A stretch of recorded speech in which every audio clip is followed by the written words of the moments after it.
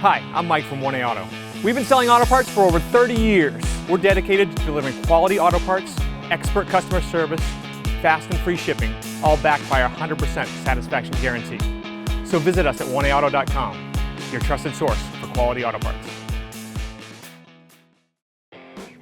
In this video, we're going to be working with our 2002 Chevy Suburban 5.3-liter V8.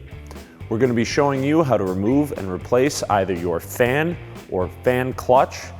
The process to remove and replace these parts is the same regardless of which one you're changing. If you like this video, please click subscribe. We have a ton more information on this and many other vehicles. And if you need the fan clutch for your car, you can follow the link down in the description over to 1AAuto.com. Here are the items you'll need for this repair.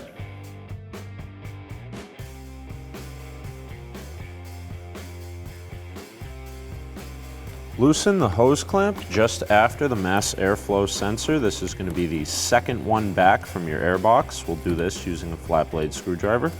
Wiggle and twist the boot to release it from the mass airflow sensor. You may need to use your screwdriver to help kind of peel it back here. These tend to get stuck on pretty good.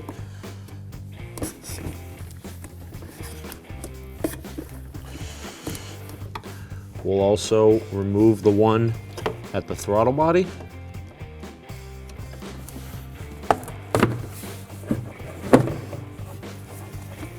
We'll need to disconnect the hoses from their clamps here. You can either try prying it out there, or there's also a little clamp at the bottom here that you should be able to compress, pop loose with a flat blade.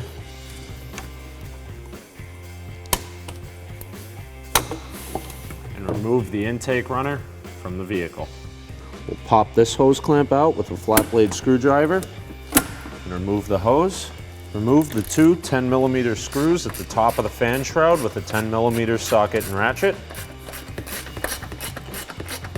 We're going to use our trim tool from 1A Auto to pop these up. You can also do it with a flat blade screwdriver or a pair of side cutters. You don't have to remove the center pin fully, just pop it up and wiggle the rest of the pin out. There's one at the back on each side like you saw there, and then another one here up by the radiator. That one also has a twin on the opposite side.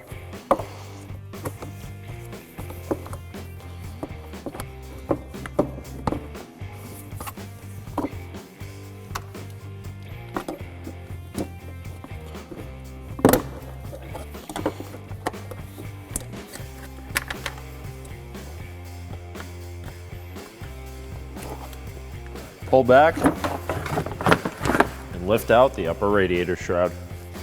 There are a few methods for removing the large nut securing the fan clutch onto the water pump. Some of these methods include using air hammers, putting a wrench or an adjustable wrench on there and hitting it with a hammer. We haven't had luck with any of these methods, so we're going to use a C-clamp with a rubber boot on the clamp and clamp the serpentine belt together and onto the water pump pulley to try to keep it from turning. We also haven't had any luck with striking our adjustable wrench, so we're actually going to put a piece of pipe over it and just try to leverage it off there nice and easy.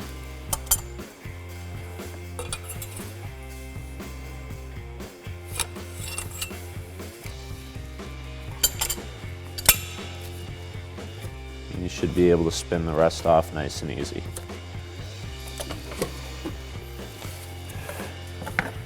Now, whether you're replacing the fan or the fan clutch, this being the fan and the fan clutch being this aluminum finned assembly here, the removal and reinstallation process for either part will be the same. Once we've got it off the vehicle, use a 13mm socket and ratchet to remove all 4 of the bolts.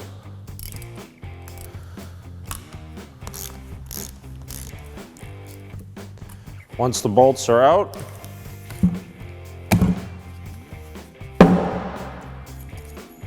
pop the fan clutch away from the fan, and regardless of which piece you're replacing, install either the new clutch onto the old fan or the old fan onto the new clutch simply by laying it in.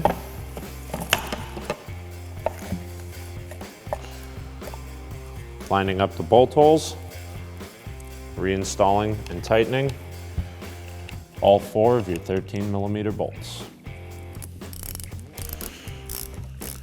Reinstall the radiator fan and clutch assembly onto the threads of the water pump pulley.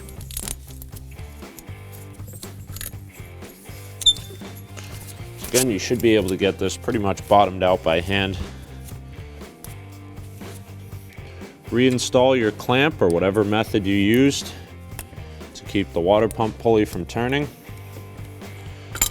Then tighten it back down with either the right wrench or your adjustable and remove the C-clamp. Lift up on the upper radiator hose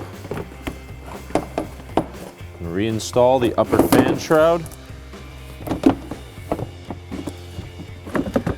There are 2 little pins, one on each side, that'll help you to align everything.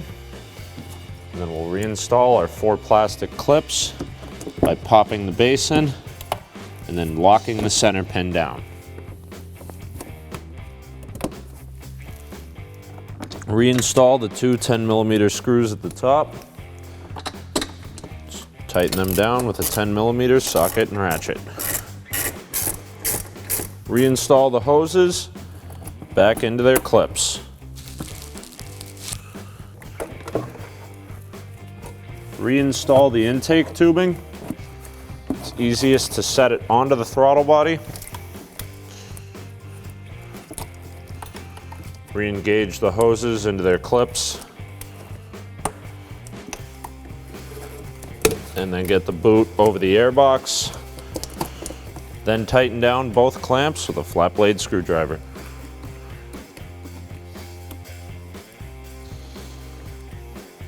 Thanks for watching. Visit us at oneauto.com for quality auto parts, fast and free shipping, and the best customer service in the industry.